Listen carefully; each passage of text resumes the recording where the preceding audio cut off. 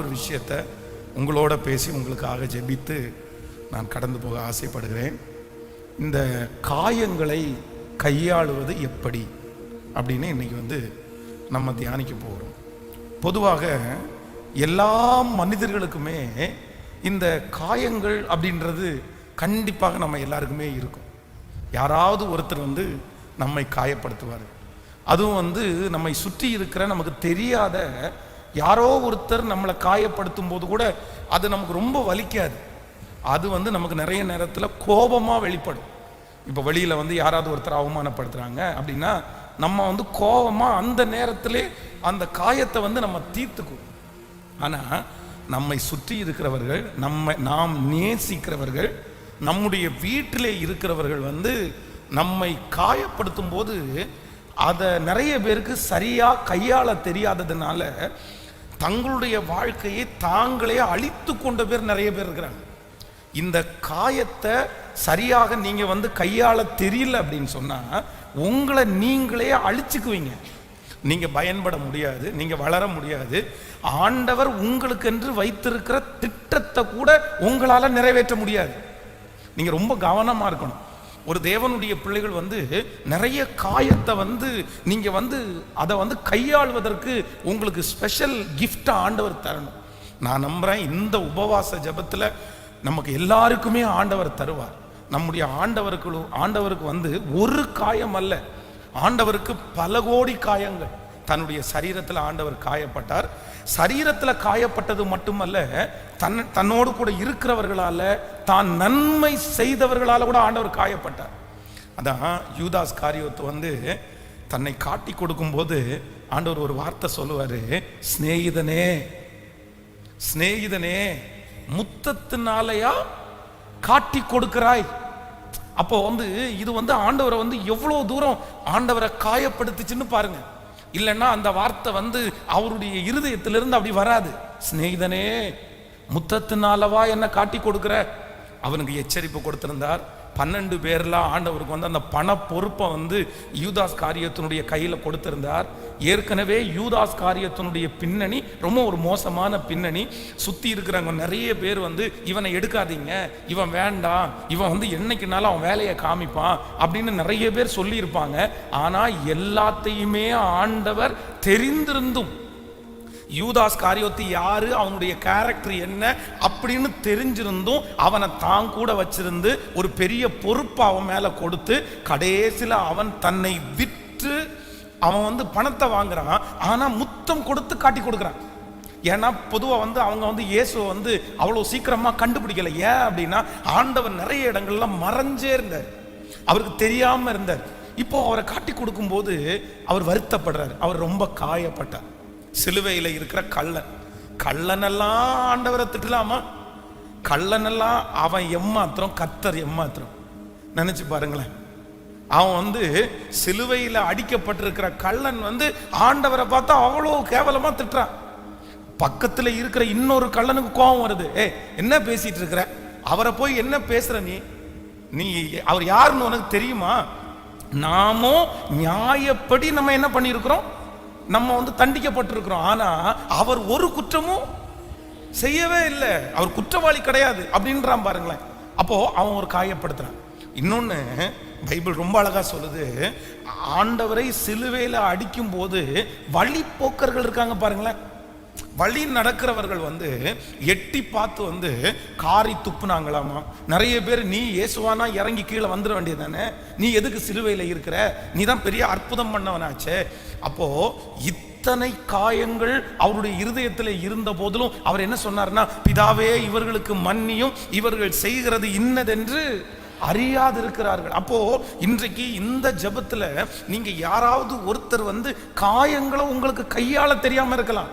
Pastor என்னை ரொம்ப காயப்படுத்தினார் என் கணவன், என் மனைவி என்னை ரொம்ப காயப்படுத்தினாங்க, என் பிள்ளை என்னை ரொம்ப காயப்படுத்தினாங்க, என் வேலை ஸ்தலத்தில் இருக்கிறவங்க என்னை காயப்படுத்தினாங்க, என்னுடைய மேனேஜர் என்னை காயப்படுத்தினாங்க, நான் உதவி செய்கிற நபர் என்னை காயப்படுத்தினாங்க, அதனால நான் ஹெல்ப் பண்ணுறதை விட்டுட்டேன், அதனால நான் ஜெபம் பண்ணுறதை விட்டுட்டேன், அதனால நான் சாப்பாடாக்கி கொடுக்கறதை விட்டுட்டேன். அப்போ ஒன்று நினைத்து கொள்ளுங்கள், சிலர் தங்களுடைய மனதிலே காயப்பட்ட உடனேயே அவர்களுடைய கேரக்டரே அவங்க சேஞ்ச் பண்ணிடுறாங்க. அவங்க மாத்திடுறாங்க தங்களே. நான் வந்து கடந்த சில நாட்களுக்கு முன்பாக ஒரு நல்ல மதிப்பிற்குரிய ஒரு ஹெட் மாஸ்டர் சந்தித்தேன். ஒரு ஸ்கூலோட ஹெட் மாஸ்டர். அவங்க வந்து ரொம்ப அழகாக அந்த ஸ்கூலை நடத்தினாங்க.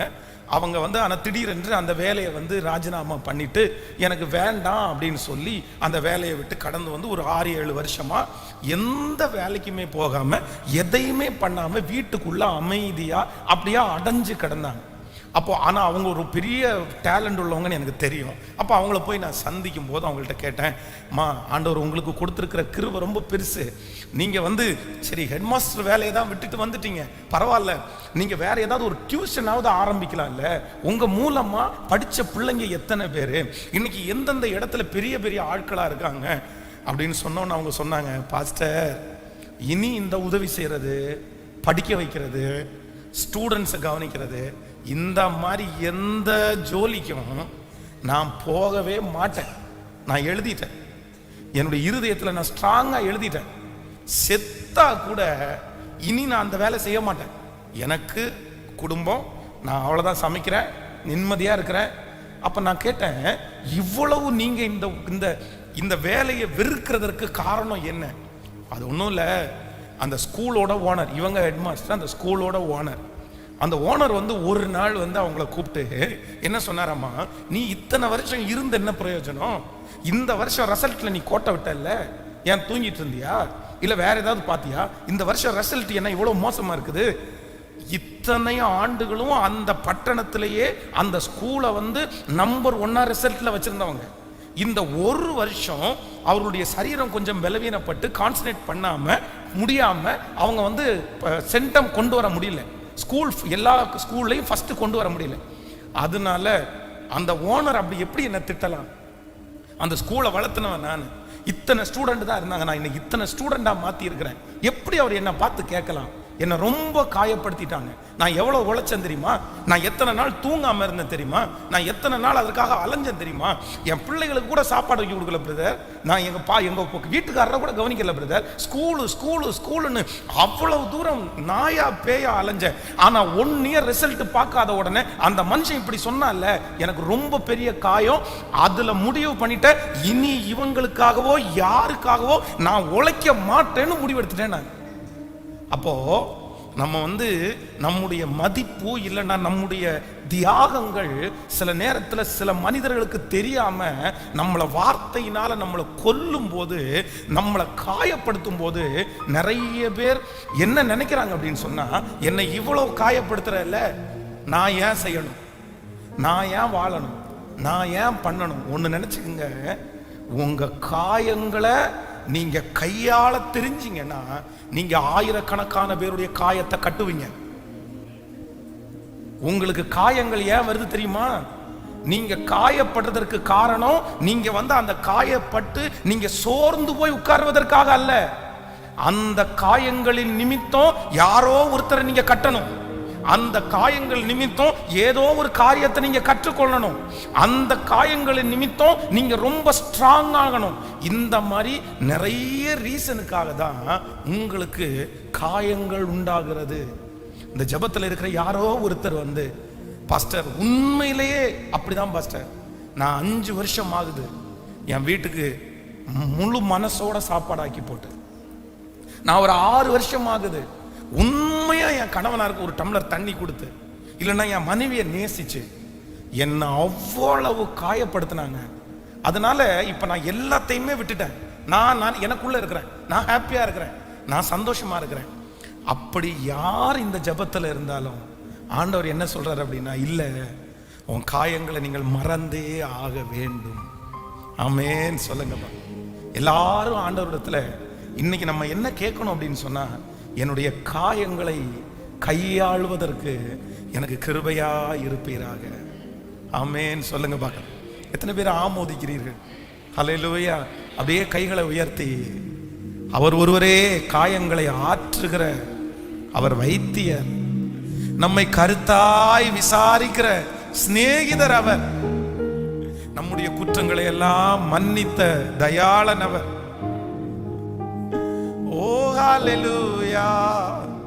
காயங்கள் ஆற்றும் வைத்தியர் கருத்தாய் விசாரிக்கும் சிநேகித, உன்னையும் என்னையும் நேசிக்கும்,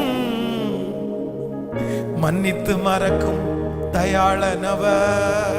கைகளை உயர்த்தி, இயேசுவை போல் யாரும் இல்லையே, உன்னையும் என்னையும் நேசிக்க, தனியாயிருந்தாலும் தனிமை இல்லை, இயேசு நம்மோடு இருப்பார். கைகள் எல்லாரும் உயர்த்தி சொல்லுங்கள். காயங்கள் ஆற்றும் வைத்திய, கருத்தாய் விசாரிக்கும் சிநேகித, குற்றங்கள் அனைத்தையும் மன்னித்து மறக்கும் தயாளனிவர். இப்ப கைகளை உயர்த்தி எல்லாரும் சேர்ந்து, இயேசுவை போல் யாரும் இல்லையே, உன்னையும் என்னையும் நேசிக்க, தனியாயிருந்தாலும் தனிமை இல்லை, இயேசு நம்மோடு இருப்பார். ஹல்லேலூயா. ஆண்டவரே, என்னை யார் காயப்படுத்தினாலும், நான் நேசித்தவர்கள் என்னை காயப்படுத்தினாலும், அதான் நிறைய பேர் இந்த காயப்பட்டதுனால அவர்களுக்கு அவர்களே நிறைய பேர் பனிஷ்மெண்ட் கொடுத்துருவாங்க. யாருக்கு சொல்லுங்களேன்?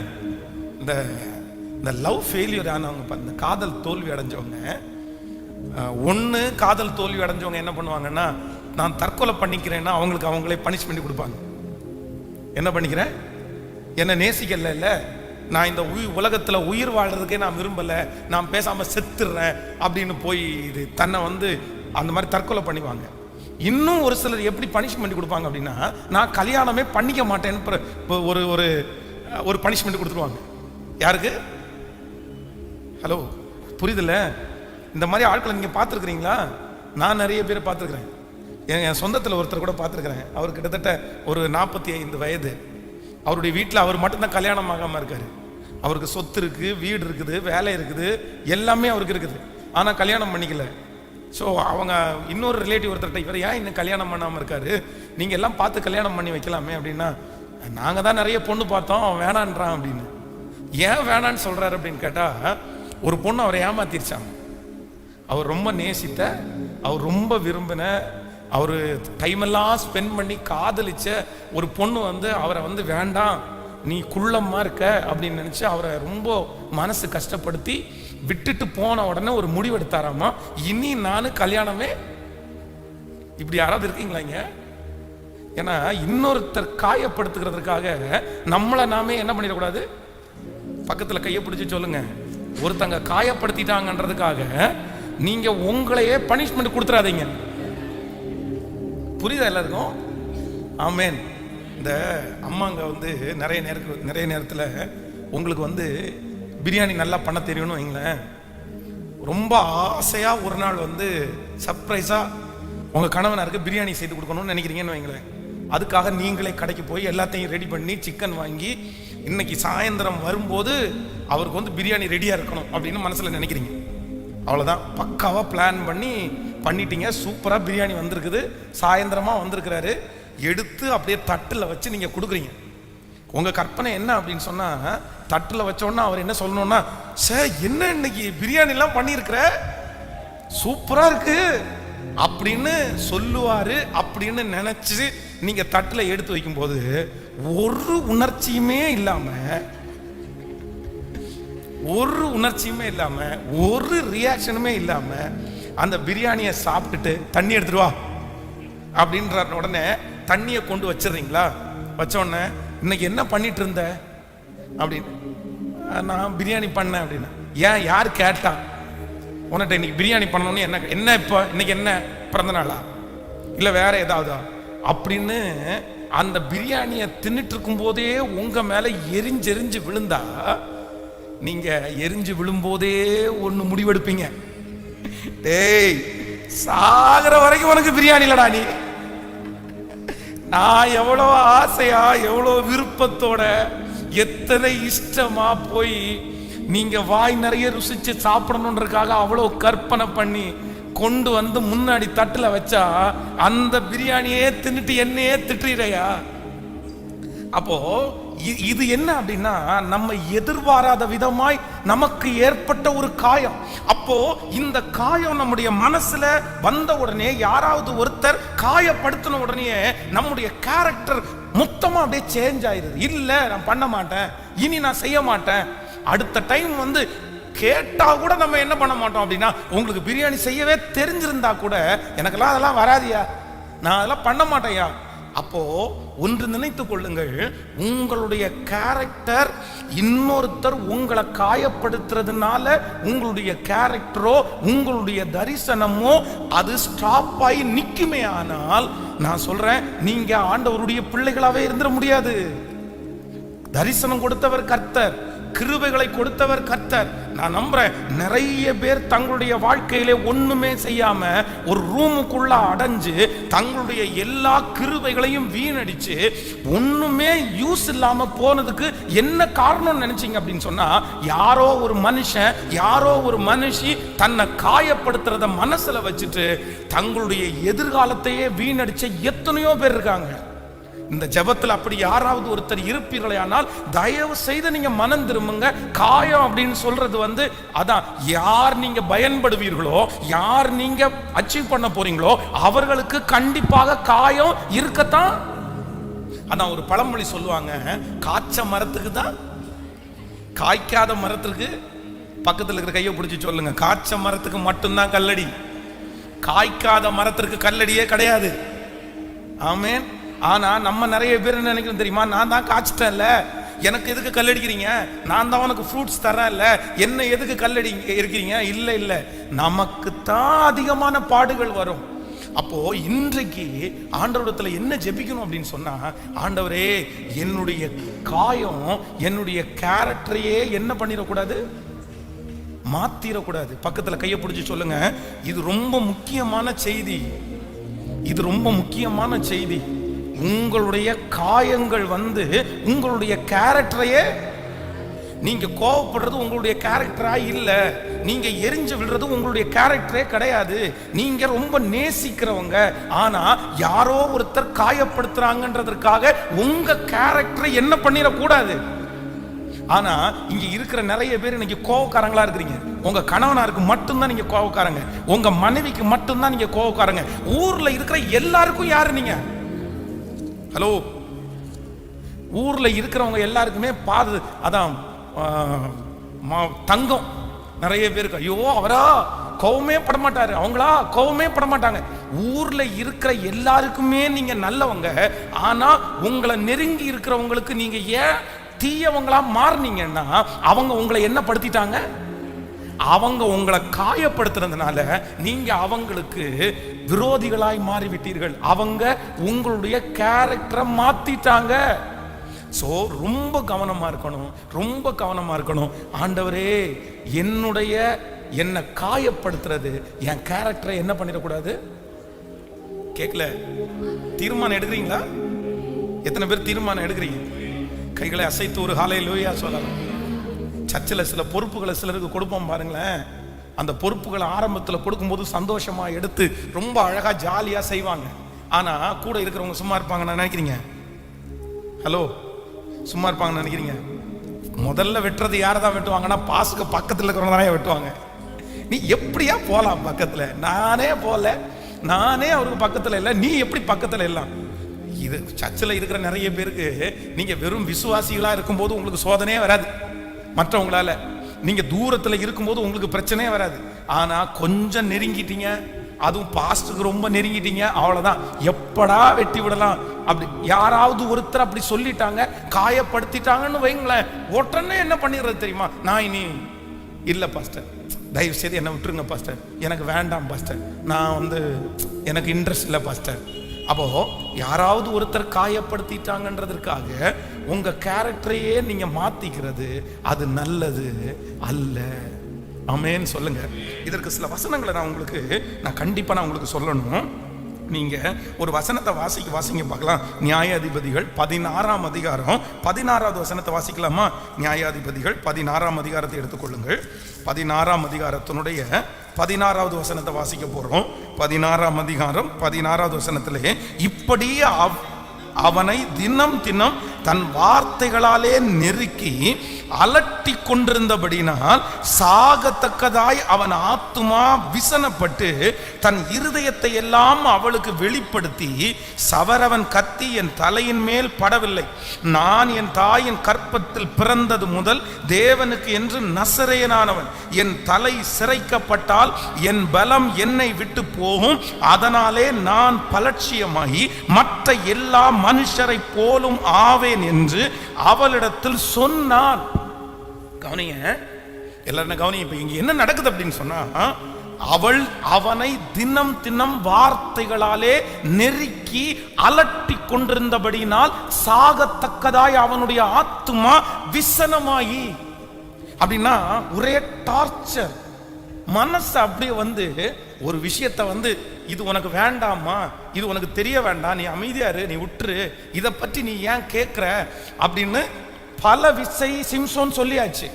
2-3 டைமும் ஏமாத்தியும் ஆயிடுச்சு. ஆனா இந்த லேடி என்ன பண்றாங்களாமா, தினம் தினம் அவனை கேட்டு கேட்டு கேட்டு வார்த்தைகளாலே நெருக்கி. சிஸ்டர்ஸ் எல்லாம் ரொம்ப கவனமா கவனிங்க. உங்களுக்கு இருக்கிற ஒரு மிகப்பெரிய வீக்னஸே என்னன்னா, வாய் தான் உங்களுக்கு ரொம்ப வீக்னஸ். ஹலோ, என்ன முறைச்சு பார்க்குற மாதிரி பார்க்குறீங்க? என்ன ரொம்ப கவனமா கவனிங்க. ஒரு மனுஷனை கை நீட்டி அடிக்க வைக்கிறது உங்க வார்த்தை, ஒரு மனுஷனை சமாதானமாக்குறது உங்க வார்த்தை. நீங்க இந்த தெளியலாள் மாதிரி உங்க வார்த்தையினால யாரையுமே நீங்க என்ன பண்ணக்கூடாது. கேட்கல, நான் உங்களை குற்றப்படுத்தல, நீங்க கெட்டவங்கன்ற ஒரு நெற்றியில ஒரு அடையாளத்தையும் நான் போடல. ஆனா நான் நம்புறேன், உங்களுடைய கணவனார், உங்களுடைய பிள்ளைங்க, உங்க அம்மா அப்பா யாரோ ஒருத்தர் உங்களை வெறுக்கிற அளவுக்கு வார்த்தையினாலே அவர்களை என்ன பண்ணிடாதீங்க, நெருக்கிறாதீங்க. இது சிலர் வாயை திறந்து அப்படியே சில கணவன் மாதிரி இடத்துல சொல்லி, மனைவிகளும் அப்படி சொல்லி இருக்கிறாங்க. கணவன்மாரும் சிலர் குறைஞ்சவங்க அல்ல. மனைவிங்க 1000 வார்த்தை பேசினா கூட அதுல உப்பு இருக்காது, சப்பு இருக்காது. சில நேரத்துல அவங்க அப்படியே ஸ்ட்ரெயிட்டா பேசி அப்படியே விட்டுருவாங்க. ஆனா கணவனார் சில டைம் பேசவே மாட்டாங்க, அமைதியா இருப்பாங்க. கடைசியில ஒரே ஒரு வார்த்தை பேசுவாங்க தெரியுமா, அவ்வளவுதான், நாண்டு கொண்டு செத்துடலான்னு சொல்ற மாதிரி பேசிக்குவாங்க. இந்த வார்த்தையை கேட்டு உயிரோடு இருக்கணுமான்னு நமக்கு தோணும் நிறைய பேர். அப்படி ஷார்ப்பான வார்த்தைகள் எல்லாம் நிறைய கணவன்மாரும் நிறைய பேர் உச்சரிக்கிறாங்க. ஆனா இங்க இருக்கிற சிஸ்டர்ஸுக்கு இந்த சத்தத்தை கேட்கிற ஒவ்வொரு அம்மாங்களுக்கு நான் சொல்ற ஒரு மிகப்பெரிய வார்த்தை என்னன்னா, உங்க வார்த்தையினால இன்னொருத்தர் சாகிற அளவிற்கு உங்க வார்த்தையினால அலட்டாதீங்க. இவங்க பேசி பேசி பேசி இந்த மனுஷனை அப்படியே கொன்னுட்டதுனால இவன் என்ன வெறுத்துட்டான் அப்படின்னா, இனி நான் வாழ்றது வேண்டாம், என்னுடைய ரகசியத்தை இந்த அம்மா கண்டுபிடிச்சா கூட பரவாயில்ல அப்படின்னு தன்னுடைய இருதயத்தில் இருந்தது எல்லாத்தையும் கொட்டிட்டான். அந்த காயம் அவனுடைய கேரக்டரையே, அவனுடைய வாழ்க்கையை மாத்திருச்சு பாருங்களேன். தன்னுடைய தரிசனத்தை இழந்தான், தன்னுடைய எதிர்காலத்தை இழந்தான், ஆண்டவர் மறைக்க சொன்னதை எல்லாத்தையுமே இழந்துட்டான். அப்போ நம்பர் 1, முதலாவதாக ஒன்றுக்காக ஜெபிக்க போறோம். இந்த சத்தத்தை கேட்கிற யாரையாவது ஒருத்தரை, நீங்கள் நேசித்தவர்கள், நீங்கள் விரும்பினவர்கள், நீங்க பணம் செலவு பண்ணவங்க, நீங்க உழைச்சவங்க, நீங்க அப்படியே தெய்வம் மாதிரி பார்த்த யாராவது ஒருத்தர் உங்களை ரொம்ப காயப்படுத்தினதுனால உங்களுடைய கேரக்டரையே மாத்தி இருப்பாங்கன்னா, இன்னைக்கு ஆண்டவருடைய சமூகத்துல நீங்க ஒப்பு கொடுத்து ஜெபம் பண்ணுங்க. ஆண்டவரே, இல்ல ஆண்டவரே, எவ்வளவு பெரிய காயம் என்ன படுத்தினாலும் நான் அதை தாங்கிக்குவேன். என் தரிசனத்தை, என்னுடைய லட்சியத்தை இன்னொருத்தர் காயப்படுத்துறதுக்காக நான் விட்டு கொடுக்க மாட்டேன்னு ஒரு தீர்மானம் எடுங்க. எத்தனை பேர் ஆமோதிக்கிறீர்கள்? கைகளை அசைத்து ஒரு ஹல்லேலூயா. எத்தனை பேர் அதை விரும்புறீங்க? ஆண்டவரே, எனக்கு ஒரு கிருபையை தாரும், ஆண்டவரே எனக்கு ஒரு கிருபையை தாரும். யாராவது ஒருத்தர் என்னை காயப்படுத்திட்டாங்கன்றதுக்காக என் கேரக்டரை நான் என்ன பண்ணிடக்கூடாதுன்னா மாத்திரவே கூடாது. என் தரிசனத்தை நான் என்ன பண்ணிடக்கூடாதுன்னா இழந்துடவே கூடாது. நம்புறீங்களா இல்லையா? எத்தனை பேர் ஆமோதிக்கிறீர்கள்? ஒரு விசை வந்து என்னுடைய மனதில் வந்து ரொம்ப ஆறாத காயம் வந்து ஒரு பெரிய காயம் வந்து என்னன்னா, ஒரு கிட்டத்தட்ட ஒரு 8-9 வருடங்களுக்கு முன்பாக வந்து ஒரு ஊழியர், ஒரு உடன் ஊழியர். அப்போ வந்து அந்த ஊழியர் வந்து ஃபஸ்ட்டு என்ன நெருங்கும் போது ஃபஸ்ட்டு அவங்கள பார்க்கும்போது என்ன அப்படின்னு சொன்னால், அவர் மனநிலைமை பாதிக்கப்பட்டிருந்தார், மன அழுத்தத்தில் இருந்தார். அப்போ நான் அவரை போய் சந்தித்து அவர்கிட்ட பேசி அவரை திருச்சபைக்கு வர சொல்லி அவர்களை கிளியர் பண்ணி அவருக்கு பொறுப்பு கொடுத்து அவருக்கு நிறைய கற்றுக் கொடுத்து நிறைய நல்ல மதிப்பு கொடுத்து நான் போகிற இடமெல்லாம் அவரை கூட்டிகிட்டு போய் அவருக்கு நானே திருமணம் பண்ணுறதுக்காக ஏற்பாடு பண்ணி சில செலவுகளை செய்து அந்த மாதிரி நிறைய முயற்சி எடுத்தேன். அப்போ வந்து அவருக்கு ஏதோ என் கூட இருக்கணும் அப்படின்ற அந்த விருப்பம் அவருக்கு இல்லாமல் போயிடுச்சு. பரவாயில்ல அப்படின்னு நினச்சிட்டேன். அப்போ வந்து என்னை விட்டு பிரிந்து போகிறதுக்காக ஒரு சூழ்நிலை உண்டானது. அவர் என்கிட்ட கேள்வி கேட்டுட்டு என்னை விட்டு வெளியே போகணும்னு முடிவு பண்ணிட்டார். இவரை கொஸ்டின் பண்ணணும் அப்படின்னு நினச்சிட்டு முடிவு பண்ணிட்டார். அதனால அவர் ஒரு 4-5 பேரை கூட்டிகிட்டு வந்தார்.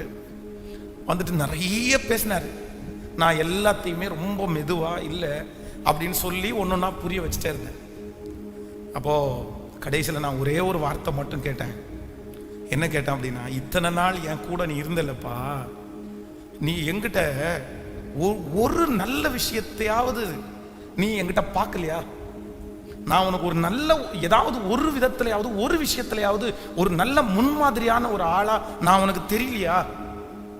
இந்த ஒரு வார்த்தையை அவன்கிட்ட கேட்டேன். கேட்ட உடனே அவன் திரும்ப எனக்கு என்ன சொன்னான் அப்படின்னு சொன்னா, என்ன சொன்ன, சின்ன தம்பி தான், வயது கம்மியானவர் தான். அவர் சொன்னாரு, ஆமா ஆமா உங்ககிட்ட நான் ஒன்று கற்றுக்கிட்டேன். என்ன கற்றுக்கிட்டேன்னா, உன்ன மாதிரி ஒரு ஊழியக்காரனா இருக்கக்கூடாதுன்னு கற்றுக்கிட்டேன். உன்ன மாதிரி ஒரு ஊழியக்காரனா நான் இருந்துடக்கூடாதுன்னு கற்றுக்கிட்டேன்ற வார்த்தையை என்னால் ஜீரணிக்கவே முடியல, என்னால் அதை ஏற்றுக்கவே முடியல. ஏன் அப்படின்னா, நான் கல்யாணம் பண்ணுறதுக்கு பயந்ததே எதுக்காகனா ஊழியத்துக்காக தான். அவ்வளோ பயப்பட்டேன். ஆண்டவரே கல்யாணம் பண்ண போகிறேன், ஏன்னா ஊழியம் போயிருமோ, ஊழியத்துக்கு வர்றவங்க சரியாக இருப்பாங்களோ இல்லையோன்னு மேரேஜுக்கு அவ்வளோ பயப்பட்டேன். மேரேஜ் பண்ணுற அந்த சகோதரி கரெக்டாக இருக்கணும், இல்லைன்னா ஊழியம் கெட்டு போச்சுன்னா என்ன பண்ணுது, அவ்வளோ ஊழியத்தில் வந்து கேர்ஃபுல்லாக எப்படியாவது ஒரு சின்ன கெட்ட பேர் கூட வரக்கூடாது அப்படின்றதுக்குள்ள அவ்வளவு தீவிரமாக அதுக்காக நான் முயற்சி எடுத்தேன். அந்த வார்த்தை வந்து என்னுடைய இருதயத்தை ரொம்ப காயப்படுத்தி, அப்போ அந்த இடத்துல நான் ஒரு முடிவு எடுக்கிறேன். இனி வாழ்க்கையில யாரையுமே நம்ம என்ன பண்ணிடக்கூடாதுன்னா உருவாக்கிடக்கூடாது. நம்ம வேலை என்ன. ஆனா ஆண்டவர் கொஞ்ச நாள் தாண்டி எனக்கு என்ன கற்றுக் கொடுத்தாரு அப்படின்னா, இல்லப்பா இல்லை, அந்த ஒரு நபர் உன்னை காயப்படுத்தின அந்த ஒரு காரணத்திற்காக உன் தரிசனத்தை நீ விட்டுருவியா? உன் ஊழியத்தை நீ விட்டுற முடியுமா? உன் கேரக்டர் நீ சேஞ்ச் பண்ண முடியுமா? இல்லை, அந்த மனுஷன் காயப்படுத்தினது நல்லது, ஏதோ எதேர்ச்சியா வந்துருச்சு. அதுக்காக நீ அந்த வார்த்தையே, அந்த ஒரு வார்த்தையை பிடிச்சிட்டு, அந்த ஒரு காயத்தை பிடிச்சிட்டு உன் வாழ்க்கையே நீ முடிச்சுக்கிற போறியா? நீ இனி அவ்வளவுதான், உன் ஊழியமே இல்லையா? அந்த ஊழியத்தை நீ செய்ய மாட்டியா? அப்பதான் ஆண்டவரத்துல நான் ஒப்பு கொடுத்தேன். இல்ல ஆண்டவரே, பரவாயில்ல, நீர் பட்ட காயத்தை விட நான் பெரிய காயம் பட்டிருக்கிறேன். பரவாயில்ல, இனி ஜீவனோடு இருக்கிற வரைக்கும் எத்தனை காயங்கள் வந்தாலும் ஊழியக்காரர்களை உருவாக்குறதற்கு என்னை நம்புங்க ஆண்டவரேன்னு தான் இன்னைக்கு வரைக்கும் ஜெபம் பண்ணிருக்கேன். அல்லேலூயா. இப்போ உங்களை பார்த்து கேட்குறேன், எத்தனை பேர் இந்த தீர்மானத்தை எடுக்கிறீங்க? இந்த ஜெபத்துல யாராவது ஒருத்தர் இருக்கலாம், பிரதர் நீங்க 7 வருஷம் 8 வருஷத்தை வேஸ்ட் பண்ணியிருக்கலாம், 10 வருஷத்தை வேஸ்ட் பண்ணியிருக்கலாம். ஒரு காலத்துல உங்களுடைய கணவன், உங்களுடைய மனைவி, உங்களுடைய ஃபேமிலியா சேர்ந்து வாரத்திற்கு ஒரு நாள் நீங்க வெளியே போயிருக்கலாம், சந்தோஷமா இருந்திருக்கலாம். ஆனா அவங்க ஏதாவது ஒரு காயப்படுத்தின அந்த ஒரு காரணத்திற்காக இனி நான் ஃபேமிலியா வெளியே போக மாட்டேன்னு அப்படி ஒரு தீர்மானம் எடுத்து 5 வருஷமா நான் வெளியே போறதில்லை பாஸ்டர், 7 வருஷமா நான் வெளியே போறதில்லை பாஸ்டர், அப்படி ஒரு கேரக்டர்ல நீங்க இருப்பீங்கன்னா இன்னைக்கு ஆவியானவர் உங்களோட பேசுறாரு, நீங்க கண்டிப்பா மனம் திரும்பிருங்க, மாறிடுங்க. இல்ல அவங்க காயப்படுத்தினாங்கன்ற அந்த ஒரு காரணத்திற்காக உங்க கேரக்டரை நீங்க மாத்திராதீங்க. இது ஆண்டவருக்கு பிரியமானது அல்ல. சிஸ்டர்ஸ் யாராவது ஒருத்தர் இருக்கலாம், நான் மனசை விட்டுட்டேன் பாஸ்டர், நான் மனசை விட்டுட்டேன், நான் முடிவு எடுத்துட்டேன். இவ்வளவு நன்றி இல்லாத ஒரு மனுஷன், இவ்வளவு நன்றி இல்லாத ஒரு குடும்பம், இவ்வளவு நன்றி இல்லாத ஒரு மாமியார், இவ்வளவு நன்றி இல்லாத ஒரு மாமனார், நன்றி இல்லாத பிள்ளைங்க, இவங்களுக்கு நான் செஞ்சு என்ன பாஸ்டர் நான் பண்ண போறேன்? அதனால நான் ஒரு 3-4 வருஷமா ஒரு முடிவு எடுத்துட்டேன், இனி நான் பண்ண மாட்டேன்னு இந்த ஜெபத்துல இருக்கிற யாராவது ஒரு சிஸ்டர் நீங்க முடிவு எடுத்தீங்கன்னா, ஆவியானவர் இன்னைக்கு பேசுறாரு, உங்க கேரக்டரை நீங்க சேஞ்ச் பண்ணாதீங்க. நீங்கள் அதற்காக அழைக்கப்பட்டவர்கள் அல்ல. இன்னொருத்தருடைய காயம் நம்முடைய கேரக்டரை என்ன பண்ணிடக்கூடாது? சொல்லுங்க, பக்கத்துல கையை பிடிச்சி சொல்லுங்க. இது உங்களுக்கு மனசுக்குள்ள தீவிரமா பதிஞ்சிடணும்ன்றக்காக நான் சொல்றேன். சொல்லுங்க, நல்லா கையை கொடுத்து சொல்லுங்க. இன்னொருத்தர் நம்மளை காயப்படுத்துறது உங்களுடைய கேரக்டரை சேஞ்ச் பண்ணிடக்கூடாது. நல்லா சொல்லுங்க, உங்களுடைய கேரக்டரை என்ன பண்ணிடக்கூடாது? நீங்க எப்படிதான் இருக்கணும்? ஆமே, நம்மளை காயப்படுத்துறவங்க படுத்திட்டு தான் இருப்பாங்க, அவ்வளவுதான். நம்ம அதை ஓகே ரைட்டு, கர்த்தர் அனுமதிச்சிருக்கிறார், ஆண்டவர் அனுமதிச்சிருக்கிறார். ஆமேன்.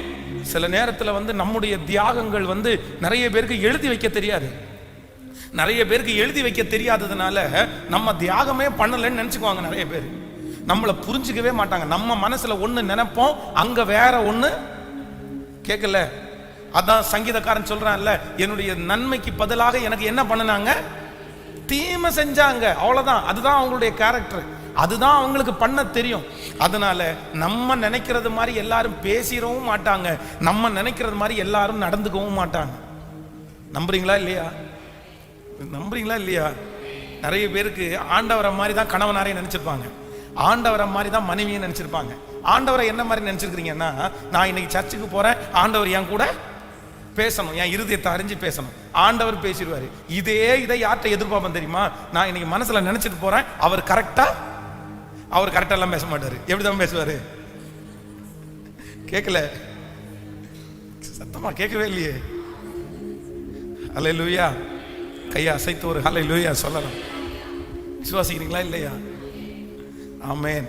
ஒரு நாள் ரொம்ப களைத்து போய் கண்டினியூவா டிராவல் பண்ணிட்டு அப்படியே முடிச்சுட்டு ரொம்ப டயர்டா பாஸ்டர் மாட்ட ஒரு பெரிய அங்கீகாரத்துக்காக நான் காத்திருக்கிறேன்.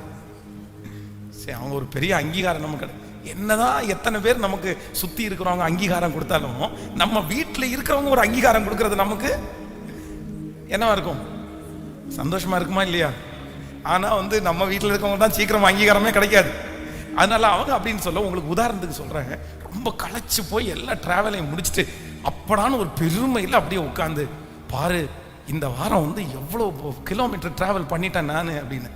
உடனே அடுத்த நிமிஷம் பாஸ்டர் என்ன பார்த்து கேட்டாங்க, ஏன் இத்தனை கிலோமீட்டர் உங்களை டிராவல் பண்ண யார் சொன்னா? இத்தனை கிலோமீட்டர் உங்களை டிராவல் பண்றதுக்கு யார் சொன்னா? அடடா, நான் என்ன மனசுல நினைச்சேன் அப்படின்னா, அப்பா இவ்வளோ கிலோமீட்டர் டிராவல் பண்ணிருப்பீங்க, இந்த கை என்னத்துக்கு ஆகுறது, இந்த கால் என்னத்துக்கு ஆகுறது, இந்த முதுகு என்னத்துக்கு ஆகுறது அப்படின்னு நினைச்சிட்டு ஒரு எண்ணெயை போட்டு நல்லா முதுக தடகி விட்டு அப்படின்னு பெரிய கற்பனையோட போன உடனே இவ்வளோ டிராவல் பண்றதுக்கு யார் சொன்னா? அவங்க அது மனசுல இருந்து சொல்லலை, சும்மா சொல்றேன், நான் உங்களுக்கு புரிஞ்சுக்கிறதுக்காக சொல்றேன். நம்ம நிறைய பேர் நம்ம என்னதான் நினைப்போம் அப்படின்னு சொன்னா, அதே போல அவர்களும் அப்படிதான். ரொம்ப இப்போ ஒரு ப்ரேயர் நான் ஒரு நாளில் 3 செய்தி 4 செய்தி அந்த மாதிரிலாம் கொடுத்து கூட நான் நிறைய பழகியிருக்கேன். நிறைய அந்த மாதிரி பேசி, அது ஊழியம் அப்படி அதுதான் நம்ம செய்யணும் அப்படின்றதுனால ஒரு 3 சர்வீஸ் அந்த மாதிரி கூட நடத்துது. ஆனால் பாஸ்டமாக ஒரு சர்வீஸ் நடத்துறது பெரிய சவால். அவங்க ஒரு சர்வீஸை நடத்தி முடிச்சுட்டு உடனே அப்படியே டயர்டாக உட்காந்து, இன்னைக்கு பாருங்க நான் சர்வீஸ் நடத்தி முடிச்சிட்டேன், ஆரம்பிக்கும் போது என்னமோ நினைச்சேன், எப்படி முடிப்பேனோன்னு நினைச்சேன், நல்லா முடிச்சிட்டேன் அப்படின்னா, பா ஒரு சர்வீஸை முடிச்சுட்டு கை வலிக்குது, கால் வலிக்குது, தொண்டை வலிக்குதுன்னு இருக்கிறேன். அவன் 3 சர்வீஸை உட்காந்துட்டு முடிச்சுட்டு இப்போ ஓடிட்டு இருக்கிறான். அப்போ அவங்க இதுதான் சொல்றது, உங்களுக்கு ஹெல்ப்பே பண்ண போகக்கூடாது அப்படின்னு. அப்போ நல்லா நினைச்சுக்கங்க, நம்ம நினைக்கிறது மாதிரி யாருமே என்ன பண்ணிட மாட்டாங்க, பேசிட மாட்டாங்க. பக்கத்தில் கையை கொடுத்து சொல்லுங்க, அவங்க ஏசுநாதர் கிடையாது. நல்லா சொல்லுங்க. இயேசுநாதர் உங்களுக்கு உள்ளுக்குள்ள புகுந்து நீ என்ன நினைக்கிறாய் என்று தெரிந்து பேசுவதற்கு இயேசுநாதர் கிடையாது. ஆனா நம்ம நிறைய பேர் எப்படிதான் நினைப்போம், நம்ம வர்றதுக்கு முன்னாடியே இயேசுநாதர் மாதிரி உள்ள புகுந்து நம்முடைய எல்லாத்தையும் கலெக்ட் பண்ணி, அதுவும் நீங்க நினைச்சது மாதிரி பேசிட்டாங்கன்னு வைங்களேன், உங்களுக்கு அப்படியே தலைகால புரியாது. என்ன பாசம் என் மேல, அவர் ஏற்கனவே பிளான் பண்ணி ஐடியா பண்ணிட்டு வந்திருப்பாரு, எழுதி வச்சுட்டு வந்திருப்பாரு நமக்கு என்ன சொல்லலாம் அப்படின்னு. அது மனசுக்குள்ள இருந்து வராது. ஆமேன். சாப்பாடை ஃபுல்லா ஆக்கி வச்சுட்டு அவங்க உட்கார்ந்து சாப்பிட்டே இருக்கும்போது நீங்க என்ன நினைப்பீங்கன்னா, ஒண்ணு மட்டும் தான் நினைப்பீங்க, என்ன பார்த்து நீ சாப்பிட்டியா அப்படின்ற அந்த ஒரு வார்த்தையை கேட்கணும்னு நீங்க நினைச்சிட்டு சாப்பாடை போட்டு கொடுத்து வாயே பார்த்துட்டு இருப்பீங்க. ஆனா அவங்க என்ன பண்ணுவாங்க தெரியுமா, உப்பு இன்னும் கொஞ்சம் தூக்கலா போட்டிருக்கலாம்ல. இன்னொன்னு, நாய் இருந்துச்சுன்னா நாய்க்கு சோறு போட்டியா? ஹலோ, நாய்க்கு சோறு போட்டியா? பேய்க்கு சோறு போட்டியா? காக்காவுக்கு சோறு வச்சியா? பிள்ளைகளுக்கு சோறை கொடுத்தியா? எல்லாருக்கும் சோறு கொடுத்தியான்னு கேட்பாங்க. ஆனா உங்க வாய் எதை மட்டும்தான் பார்த்துட்டு இருக்குன்னா, நான் சாப்பிட்டியான்னு ஒரு வார்த்தை கேட்க மாட்டியா? ஆனா எல்லா வார்த்தையும் வந்துடும், எது மட்டும் வராது. அந்த வார்த்தை வரலன்னு உடனே உங்களுக்கு ஒரு அப்செட் ஆயிரும் பாருங்களேன். அப்படியே ஆவியெல்லாம் உங்களுக்கு ரொம்ப இறங்கி போய் நீங்க அடுத்த நிமிஷம் என்ன சொல்லுங்க தெரியுமா, இவ்வளவு கேட்டீங்களே, நான் சாப்பிட்டேன்னு ஒரு வார்த்தை கேட்டீங்களா? அப்போ ஒன்று நினைத்துக் கொள்ளுங்கள், மனிதர்கள் நம்மை தெரிந்தோ தெரியாமலோ காயப்படுத்தும் போது நான் ஒரு தீர்மானம் எடுக்கிறேன். என்னுடைய கேரக்டரை அவர்கள் காயப்படுத்தினாங்க அப்படின்றதற்காக நான் என்ன பண்ண மாட்டேன்னா, மாத்திக்கவே மாட்டேன். ஹல்லேலூயா. கைகளை அசைத்து ஒரு ஹல்லேலூயா. யோபுனுடைய மனைவி சொல்றாங்க, நீர் இன்னும் உம்முடைய உத்தமத்தில் உறுதியாய் தரித்திருப்பீரோ. தேவனை தூசித்து அவங்க என்ன டைம்ஸ்ல சொன்னாங்கன்னு தெரியல. ஒருவேளை அவர் மேல பாசம் வச்சு அவர் படுற பாடு புரியாம கூட பேசியிருக்கலாம். நீ செத்து உயிரோடு இருக்கிறத விட செத்துட்டா கூட பரவாயில்ல, நீர் இவ்வளவு கஷ்டப்படுறீன்னு கூட சொல்லலாம். ஆனா இந்த நேரத்துல இவ்வளவு கஷ்டமா இருக்கும்போது தன்னுடைய மனைவி நீயும் செத்துற மாட்டியான்ற வார்த்தை அவருக்கு எவ்வளவு காயமாச்சுன்னு கூட தெரியல. ஆனா அடுத்து கர்த்தர் அவரை ஆசீர்வதிக்கும் போது தன்னுடைய மனைவி அவரை விட்டு கொடுக்கல, தன்னுடைய மனைவியை வேண்டான்னு சொல்லல, தன்னுடைய மனைவியோடு இசைந்திருந்துதான் அத்தனை பிள்ளைகளை அவர் பெற்றெடுத்தார். ஒரு உண்மையான ஒரு தேவனுடைய பிள்ளை, ஆண்டவரோட நடக்கணும்னு ஆசைப்படுற பிள்ளை எத்தனை காயப்பட்டாலும் என் கேரக்டரை நான் என்ன பண்ண மாட்டேன்னா மாத்திக்கவே மாட்டேன். என்னை எதற்காக அவர் அழைத்தாரோ, எனக்கு என்ன நோக்கத்தை அவர் வச்சாரோ, எத்தனை பேர் காயப்படுத்தினாலும் நான் செய்வேன்னு ஒரு தீர்மானம் மட்டும் எடுங்க. நான் நம்புறேன், உங்களை கொண்டு கர்த்தர் செய்ய நினைத்ததை தடை செய்வதற்கு ஒருவராலும், நம்புறவங்க நல்ல கரங்களை தட்டி நன்றி ஆண்டவரே. அவமானம் நிந்தை எல்லாம் அனுதின உணவு போல,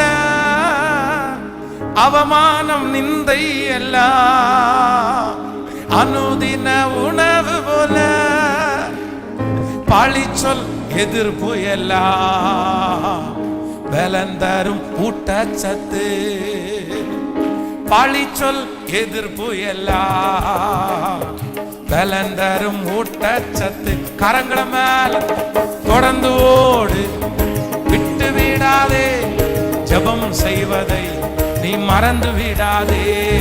தொடர்ந்து ஓடு, விட்டு விடாதே, பணி செய்வதை நீ மறந்து விடாதே. ஒரு நாளும் வீணாகாது நான் ஓடும் ஓட்டம், நான் செய்யும் ஜெபம் ஒரு நாளும் வீணாகாது. எல்லாருடைய கரங்களை தட்டி பாடுவோம். நான் ஓடும் ஓட்டம், நான் செய்யும் ஜெபம் ஒரு நாளும் வீணாகாது, ஒரு நாளும் வீணாகாது. பிடித்துக்கொள் ஜீவ வசனம், பிரகாசி கிறிஸ்து இயேசுகா. பிடித்துக்கொள் ஜீவ வசனம், பிரகாசி கிறிஸ்து இயேசுகா. நெறிகட்ட சமுதாயத்தில் சொல்லுங்க உங்களை பார்த்து, நான் தானே நட்சத்திரம். நெறிகட்ட சமுதாயத்தில் நான் தானே நட்சத்திரம். இப்ப கைகளை மேல தட்டி தொடர்ந்து ஓடு. இயேசுவே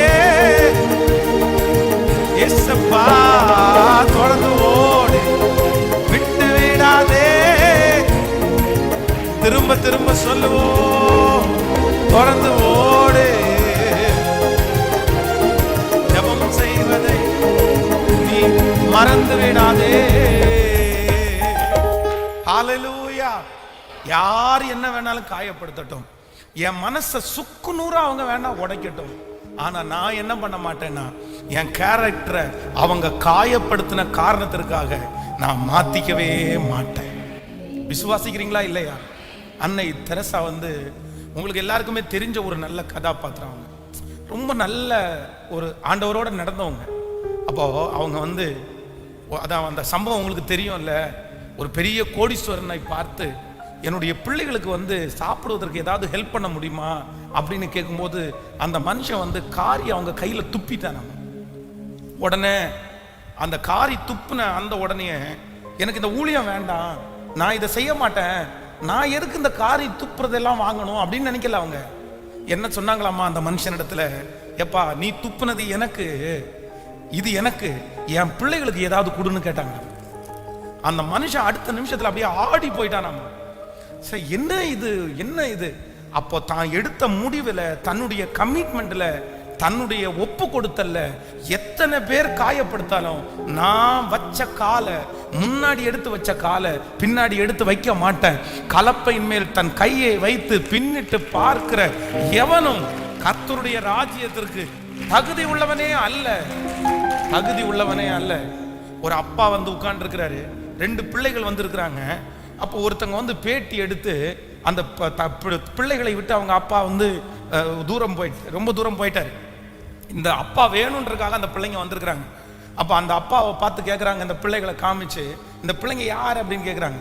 அப்போ அந்த அப்பா என்ன சொல்றாரு தெரியுமா? இதுங்க யாருன்னே எனக்கு தெரியாது, இதுங்க ஏதோ காட்டுவாசிங்களா இருப்பாங்க, இதுங்க எங்கேருந்து வந்துச்சுன்னு எங்களுக்கு தெரியாது. தன்னுடைய சொந்த பிள்ளைகளை பார்த்து அவங்க அப்பா சொல்றாரு. அப்போ உடனே அந்த நடுவரா இருக்கிற அந்த மனுஷன் கேட்குறாங்க, இவங்க அப்பா இப்படி சொல்றாரு என்ன அப்படின்னு போது அவங்க சொல்றாங்க, இல்ல இல்ல, ஒரு நாள் எங்க அப்பா வந்து எங்களை அவ்வளவு நேசிப்பாரு, அவர் தான் எங்களுக்கு வேலை செஞ்சு கொண்டு வந்து சாப்பாடு கொடுத்தாரு, அவர் சாப்பிடாம எங்களுக்கு கொடுத்தாரு, ஆனா இன்னைக்கு எங்க அப்பா மாறிட்டாரு. அப்ப அவங்க அப்பா அங்கன்னு சொல்றாரு, யாரு மாத்துனா, யாரு மாத்துனா, யாரு மாத்துனா? நீங்க தானே மாத்துறீங்க என்ன இப்படி? அப்போ தன்னுடைய பிள்ளைகள் மேல ஒரு நாள் பாசம் வச்ச அந்த தகப்பனாருடைய அன்பை புரிஞ்சுக்காம அந்த பிள்ளைகள் தன்னை காயப்படுத்தினாங்கன்ற அந்த ஒரு காரணத்திற்காக அவங்க அப்பா அவருடைய கேரக்டர் அவர் என்ன பண்ணிக்கிட்டாருன்னா மாத்திக்கிட்டாரு. இனி எனக்கு நீ புள்ள இல்லை, இனி எனக்கு நீ புள்ள இல்லை, இனி எனக்கு நீ பையனும் இல்லை. இந்த ஜெபத்துல யாராவது ஒருத்தர் இருக்கிறீங்களா? உங்களை காயப்படுத்தினதுக்காக நீங்க கண்டிப்பா என்ன பண்ணக்கூடாதுன்னா, எனக்கு தரிசனம் அது, என்னுடைய கேரக்டர் இது, எனக்கு கர்த்தர் கொடுத்திருக்கிற ஊழியம் அது, நான் அதை செய்கிறதற்கு தடையாய் எத்தனை காயம் வந்தாலும் ஆண்டவரே எனக்கு ஒன்று தாரும், எல்லாரையும் நேசிக்கக்கூடிய கிருபை எனக்கு தாரும் ஆண்டவரே. ஹல்லேலூயா, ஹல்லேலூயா. கைகளை உயர்த்தி ஒரு ஹல்லேலூயா. ஓப்பனா மனசு விட்டு சொல்றேன், ஆண்டவருடைய பிள்ளைகளே, சில மாதங்களுக்கு முன்பாக நான் ஜெபித்த ஜெபம் என்ன அப்படின்னா, என்னை காயப்படுத்துறவங்களை எனக்கு நேசிக்கிறதுக்கு எனக்கு பலன் தாரும் ஆண்டவரே. பொதுவாகவே ஜனங்களுக்காக நேசித்து அழுது ஜெபம் பண்ணணும்னு நான் நினைப்பேன், உண்மை. ஜனங்களுக்காக பாரம் எடுத்து ஜெபம் பண்ணணும்னு நினைப்பேன். ஆனா சிலர் ரொம்ப காயப்படுத்தும் போது அவங்களுக்காக எப்படி ஜெபம் பண்றது அப்படின்ற மாதிரி ஒரு கேள்விக்குறி வரும்போது ஆண்டவருடைய சமூகத்தில் முழங்கால் படிட்டு நான் ஜெபித்த ஜெபம் என்னன்னா, ஆண்டவரே எனக்கு ஒரு கிருபை தாருங்க, நான் இவங்களை என்ன பண்ணணும் அப்படின்னா, நான் இவங்களை நேசிக்கணும். லிட்டரலா என்னுடைய வாயை திறந்து நான் ஜெபித்திருக்கிறேன், இவங்களை நான் நேசிக்கணும் ஆண்டவரே.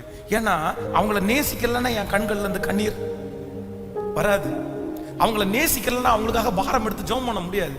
அதனால என்னை காயப்படுத்துறவங்களை எனக்கு நேசிக்கிறதுக்கு பலன் தான். இன்னைக்கு யாரோ ஒருத்தட்ட ஆண்டவர் பேசிட்டு இருக்கிறாரு, யாரோ ஒருத்தட்ட பேசிட்டு இருக்கிறாரு. உங்க கேரக்டரை யார் இப்படி மாத்தினா? உங்க தரிசனத்தை யார் இப்படி மாத்தினா? உங்களை யார் இப்படி மாத்தினா? நீங்க ஏன் இப்படி மாறிட்டீங்க? அநேகருடைய காயங்கள் வந்து உங்களை இப்படி மாற்றுமே. ஆனால் இன்று ஆவியானவர் பேசுறாரு, இல்ல இல்ல, கவனிங்க, தன்னுடைய வாழ்க்கையில வந்து கிட்டத்தட்ட ஒரு 15 ஆண்டுகள் வந்து ஒவ்வொரு காடுகள், மலைகள், சிங்க கெபிகள், ஒரு சிங்கத்தினுடைய ஒரு கெபிக்குள்ள ஒரு ராத்திரி முழுக்க போக்குறது வந்து சுலபம்னு நினைக்கிறீங்களா? ரொம்ப கஷ்டம். சிங்கம் வந்துருமோன்னு பயம். ரெண்டாவது, மிருகங்களுடைய குகைக்குள்ள போய் பார்த்துட்டீங்கன்னா, மிருகங்களுடைய குகைக்குள்ள வந்து மிருகங்கள் வந்து பாத்ரூம் வந்து வெளியே போயிட்டு உள்ளுக்குள்ள போய் படுத்து தூங்காது. மாடு நம்ம கட்டி இருக்கிற இடத்துல தான் எங்க என்ன போடும்? சாணி போடும். கோழி நம்ம அது எந்த இடத்துல இருக்குதோ அந்த இடத்துல தான் அது அது வேஸ்ட் எல்லாம் போகும். ஆடு எந்த இடத்துல கட்டி இருக்கிறோமோ அந்த இடத்துல தான் புழுக்க போடும். அந்த மாதிரி மிருகங்கள் இருக்கிற குகைக்குள்ள வந்து அது வந்து அதனுடைய மல ஜலங்களை வந்து வெளியே கழிக்காது. எங்க தான் போகும்? அதுக்குள்ளதான் போகும். அது ஒரு குகையா இருக்கும். அது ஏர் சர்க்குலேஷன் கூட இருக்காது. பட் தன்னுடைய உயிரை சவுல் நிமித்தமாய் துரத்தப்பட்ட தாவீது தன்னுடைய உயிரை காப்பாத்துறதுக்கு எங்க போய் உட்கார்ந்து இருக்கிறாரு? இன்னும் சிங்கம் வந்து சில நேரத்தில் அது வெளியில பிடிக்கிற அந்த மிருகங்களை கொண்டு எங்க வச்சு சாப்பிடும் தெரியுமா? குகைக்குள்ள கொண்டு வந்து சாப்பிடும். அதுக்கு அது நாத்தமா தெரியாது. ஆனா உள்ளுக்குள்ள இருக்கிற எலும்பு துண்டுகள், உள்ளுக்குள்ள இருக்கிற சின்ன சின்ன கறிகள் எல்லாம் 4-5 நாட்கள் கடந்தா அதுல என்ன வரும்? நாத்தம் வரும். ஒரு சிங்கத்தினுடைய கெபியில போய் ஒளிஞ்சு தான் படுத்து நித்திரை செய்வது என்கிறது சாதாரணமானதல்ல. ஆனா சவுல் தன்னை துரத்தின ஒரே ஒரு காரணத்திற்காக தாவீது நிறைய சிங்கத்தினுடைய கெபியில, நிறைய கெபிகளில் போய் அவன் ஒளிஞ்சுக்க வேண்டிய சூழ்நிலைக்கு தள்ளப்பட்டான். ஆனா அத்தனை வருஷம் தாண்டி நேருக்கு நேராக சவுலை ஒரு நாள் சந்திக்கக்கூடிய சூழ்நிலை வரும்போது தாவீது அங்கே இருந்து சவுலே அப்படின்னு நான் கூப்பிட்டாங்க. இல்ல அப்படின்னா ஏதாவது ஒரு திட்டின வார்த்தையினால கூப்பிட்டான். என்ன சொன்ன தெரியுமா? என் தகப்பனே, என் தகப்பனே, நீங்க எனக்கு என்ன தீமை செய்ய நினைச்சாலும் நான் உங்களுக்கு ஒரு தீமை செய்யறதுக்கு எப்படி? தன்னை ஒருவன் தன்னுடைய உடம்பளவில் தன்னை காயப்படுத்துறாரு, மனசளவில் தன்னை காயப்படுத்துறாரு, தான் ஃபேமிலியோட இல்லாம அனாதையாய் சுத்துற அளவுக்கு தன்னை கொண்டு போய் விட்டாரு. ஆனா இவ்வளவு காயப்படுத்தினதுக்கு பிற்பாடும் தன்னுடைய கேரக்டரை தாவீது என்ன பண்ணிக்கலன்னா மாத்திக்கவே இல்லை. ஹல்லேலூயா, ஹல்லேலூயா. எத்தனை பேர் ஒரு முடிவு எடுக்கிறீங்க? என்ன முடிவு எடுக்க போறீங்க? சொல்லுங்க, எல்லாரும் சொல்லுங்க. எனக்கு நம்ம இங்க இருக்கிற நிறைய பேர் மாறி இருப்பீங்கன்னு தான் நினைக்கிறேன். நிறைய பேர் மிருகமா மாறிட்டாங்க. என்ன மிருகமாக்குறது யாருன்னு வேற பெரிய டயலாக் வேற விட்டு இருக்காங்க. ஹலோ, மிருகமா மாறிடுவாங்களா? அப்புறம் சொல்லுவோம், என்ன மிருகமா மாத்துறது யாரு? நீ தானே. நீ அவங்க மிருகமா மாத்தின உடனே நீங்க மிருகமா மாறிடுவீங்க. நீங்க ரோபோ, கீ கொடுத்த பொம்மை, கீ கொடுத்தா எப்படி வேணாலும் ஆடுவீங்க. அப்படிதான்? அப்படியா? நிறைய பேர் அப்படி இருக்காங்க. நிறைய பேர் அப்படி இருக்காங்க. உங்களை கோபம் படுத்தலாம், உங்களை சிரிக்கவும் வைக்கலாம், உங்களை அளவும் வைக்கலாம். அப்படி இருந்துடக்கூடாது. அப்படி இருந்துடக்கூடாது. எனக்கென்று ஒரு தனித்தன்மை, எனக்கென்று ஒரு தரிசனம். அதற்கு இடையிலே என்னை காயப்படுத்துறதற்கு எத்தனை 1000 பேர் வந்தாலும் நான் வைத்திருக்கிற தரிசனத்தை கண்டிப்பாக என் மூலமாய் கர்த்தர் நிறைவேற்றுவார். அதுதான் தேவ பிள்ளை. ஆமேன் சொல்லுங்க. அதான் பெர்க்மன் செய்ய ரொம்ப அழகா எழுதிருக்கிறாரு. எனக்கு ரொம்ப பிடிச்ச பாட்டு இந்த பாட்டு. அவமானம் நிந்தை எல்லாம் அனுதின உணவு போல. எவ்வளவு அழகான பாட்டு பாருங்களேன். பழிச்சொல் எதிர்ப்பு எல்லாம் என்ன சத்தாமா? ஊட்டச்சத்து. ஊட்டச்சத்து. அப்படியே நம்ம வந்து குளுக்கோஸ் டி அப்படின்றதெல்லாம் குடிப்போம்ல ஸ்ட்ரென்த் ஆகுறதுக்கு. நிறைய பேர் டயர்டா இருந்தா ஹாஸ்பிட்டல் போய் 2 ட்ரிப்ஸ் ஏத்திட்டு வருவாங்கல்ல, அவருக்கு அது என்ன என்ன ஊட்டச்சத்தாமா? அவமானம் நிந்தை அவருக்கு பலன் தரும் ஊட்டச்சத்து. யாராவது அவரை அவமானப்படுத்தினாங்கன்னா அவருக்கு பலன் ஆயிருமாமா. எவ்வளவு அழகான வார்த்தை. ஆமேன்னு சொல்லுங்கள். நீங்க எல்லாம் இன்னும் வாயை திறந்து பாடுறது மட்டும் இல்ல, இதுவே உங்களுக்கு வாழ்க்கையாகவும் மாறணும். இந்த பிரசங்கம் பண்ணவே நான் ஜெபம் பண்றேன். ஆண்டவரே, இந்த மாதிரி ஒரு கேரக்டர் எனக்கு தாங்க ராஜா. ஹல்லேலூயா. கரங்களை தட்டி நன்றி ஆண்டவரே, நன்றி நன்றி அப்பா. எல்லாருடைய கரங்களையும் தட்டி நன்றி. அவன் அவமானம் நிந்தை எல்லாம் அனுதின உணவு போல, அவமானம் நிந்தை எல்லாம் அனுதின உணவு போல, அழிச்சொல் எதிர்ப்பு எல்லாம் பலந்தரும் ஊட்டச்சத்து. ஆடும் பழிச்சொல் எதிர்ப்பு எல்லாம் பலந்தரும் ஊட்டச்சத்து. இப்ப சொல்லுங்க பகல், தொடர்ந்து ஓடு, விட்டு விடாதே, ஜெபம் செய்வது நீ மறந்து விடாதே. கைய மேல தட்டி ஜெபம் செய்வது நீ மறந்து விடாதே. ஒரு நாளும் வீணாகாது. நீங்க ஓடுற ஓட்டம், நீங்க செய்யற ஜெபம் ஒரு நாளும் வீணாகாது, ஒரு நாளும் வீணாகாது. ஆமென். இந்த பாட்டு முழுக்க முழுக்கவே இன்னொருத்தரை கையை பிடிச்சு பாடுற பாட்டு தான். அப்படின்னா, பிடித்துக்கொள் ஜீவ வசனம், பிரகாசி கிறிஸ்து இயேசுக்காய், நெறிகட்ட சமுதாயத்தில் நீதானே.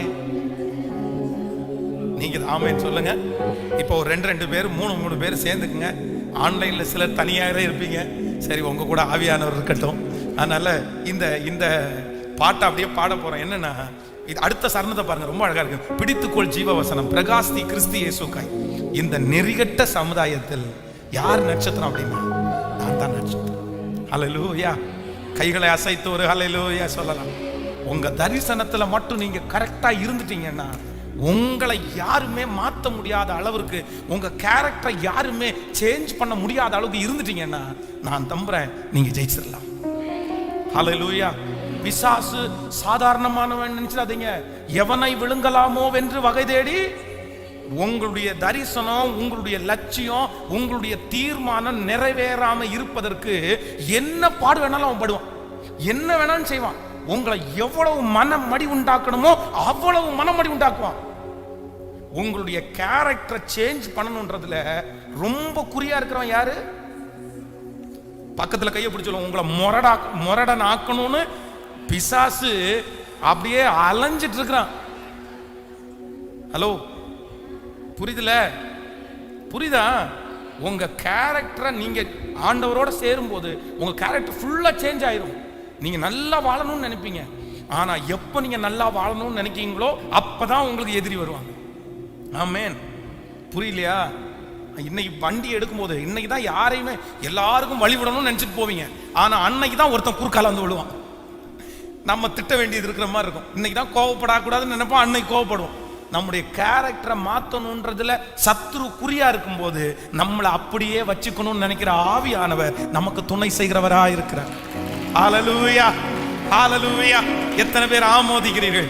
ஆண்டவரே, யார் என்னை காயப்படுத்தினாலும் என்னுடைய கேரக்டரை யாரும் மாற்ற முடியாத அளவிற்கு நான் உமக்கு உண்மையா இருக்கக்கூடிய கிருபை தாரும். ஆமென் சொல்லுங்க பார்க்கலாம். இப்ப பக்கத்துல உள்ள கரங்களை பிடிச்சு இந்த பாடலுடைய வரிகளை சேர்ந்து பாடி, நன்றியப்பா. பிடித்துக்கொள் ஜீவ வசனம், பிரகாசி. கண்ணை மூடாம பாருங்க, ஒருத்தருக்கு ஒருத்தர் பார்த்து பாடுங்க. பிரகாசி கிறிஸ்து இயேசுக்காய், நெறிகட்ட சமுதாயத்தில், அவங்கள பார்த்து நீங்க தானே நட்சத்திரம். அந்த நெறிகட்ட குடும்பத்துல நீங்க தான் நட்சத்திரம். அந்த நெறிகட்டு நடக்கிற அந்த தெருவுல, நெறிகட்ட தெருவில நீங்க தானே நட்சத்திரம். நெறிகட்ட குடும்பத்தில நீங்க தானே நட்சத்திரம். இப்ப கைய மேல தட்டி தொடர்ந்து ஓடு, விட்டு விடாதே. ஹல்லேலூயா. இயேசப்பா, இந்த கரங்களை தட்டி பாடும்போது அந்த கிருபை எங்கள் மேல வரட்டும், அந்த அபிஷேகம் எங்கள் மேல வரட்டும். எங்கள் ஓட்டத்தை யாரும் தடை செய்யக்கூடாது, எங்களுடைய தரிசனத்தை யாரும் தடை செய்யக்கூடாது. ஓ, செய்வதை நீ மறந்து விடாது. ஆமென். அடுத்த சரணம் ரொம்ப நல்லா இருக்கு. கண்களை பதித்து விடு, கர்த்தராம் இயேசுவின் மேல் சிலுவை சுமந்ததினால் சிங்காசனம் அமர்ந்து விட்டார். ஹல்லேலூயா. நம்முடைய வாழ்க்கையில என்ன வந்தாலும் ஒரு தேவனுடைய பிள்ளை ஃபர்ஸ்ட் யாரை தான் பார்க்கணும்? இயேசு இந்த இடத்துல இருந்தார்னா என்ன செய்வார்? ஆமென். நீங்க இத மனசுல வச்சுக்கோங்க, இத மறக்காம வச்சுக்க. நீங்க தப்பு பண்ணாம இருக்கிறதுக்கு ஒரே ஒண்ணு பண்ணுனா போதும். நீங்க போய் நிக்கிற இடத்துல ஏசப்பா இந்த இடத்துல இருந்திருந்தாருன்னா என்ன செய்வார்? என்ன செய்வார்? நீங்க வந்து காரணமே இல்லாம உங்களை காயப்படுத்துறாங்க, அந்த இடத்துல இயேசு இருந்தாருன்னா என்ன பண்ணிருப்பாரு? பாத்திரத்தை தூக்கி அடிச்சிருப்பாரோ? ஹலோ, இல்ல டம்ளரை தூக்கி விசிடிச்சிருப்பாரா? இல்ல கடாச்சட்டியில அந்த கரண்டியை போட்டு டொப்பு டொப்பு டொப்பு டொப்புன்னு அடிச்சிருவாரா? இல்ல பாத்திரம் விளக்குற போற இடத்துல பாத்திரத்தை டொப்புன்னு தூக்கி உட்கார வச்சிருவாரா? இல்ல தண்ணி குடிக்கும் போது தண்ணி எடுத்து குடிச்சு தொலை அப்படின்னு வைப்பாரா? ஹலோ, அந்த இடத்துல இயேசு இருந்தா என்ன பண்ணிருப்பாரு? கேட்கல. அந்த இடத்துல இயேசு இருந்திருந்தாருன்னா அந்த இடத்துல அவர் கோவப்பட்டிருக்க மாட்டார். சரி சரி, உன் கேரக்டர் இது, ஆனா உன் கேரக்டர் மாறுறதுக்காக நான் ஜெபம் பண்றேன். ஆமென் சொல்லுங்கள், பாடுங்க. கண்களை பதித்து விடு, கர்த்தராம் இயேசுவின் மேல் சிலுவை சுமந்ததினால் சிங்காசனம் அமர்ந்து விட்டார். ஆமென். ஆண்டவரே, யார் என்ன காயப்படுத்தினாலும் நான் முதல்ல யாரை தான் பார்ப்பேன்னா உண்மையே நான் பார்ப்பேன். ஆமென் சொல்லுங்க பார்க்கலாம். பாடலாமா அந்த சரணத்தை கூட எல்லாரும் சேர்ந்து? ஹல்லேலூயா. கண்களை பதித்து விடு, கர்த்தராம் இயேசுவின் மேல் கண்களை பதித்து விடு, கர்த்தராம் இயேசுவின் மேல் சிலுவை சுமந்ததனா அவ சிங்காசனம் அமர்ந்து விட்டார். சிலுவை சுமப்பதனா சிங்காசனம் அமர்ந்து. கைய மேல தொடர்ந்து ஓடு இயேசுவே. இப்போ உம்முடைய பிள்ளைகளுடைய அவமானங்கள் எல்லாம் மாறட்டும் ஆண்டவரே. நான் செய்வதை நிறுத்தி விடாதே, தொடர்ந்து ஓடு விட்டு விடா. ஜெபம் செய்வதை நீ மறந்து விடாதே, தொடர்ந்து விட்டு விடாதே. இப்ப சொல்லுவோம், ஒரு நாளும் வீணாகாது. நான் ஓடும் ஓட்டம், நான் செய்யும் ஜெபம் ஒரு நாளும் வீணாகாது, ஒரு நாளும் வீணாகாது. சொல்ல சொல்ல மகனே மகளே, நீ ஓடுற ஓட்டம் வீணா போகாது, ஜெபம் வீணா போகாது, உன் தான தர்மங்கள் வீணா போகாது. ஒரு நாள் அப்போஸ்தலனாகிய பவுலை போல ஒரு தேவ மனிதன் வந்து உங்களிடத்துல சொல்லுவாங்க, உன் தான தர்மம் வீணா போகல, உன் ஜெபம் வீணா போகல, உன் பிள்ளைக்கு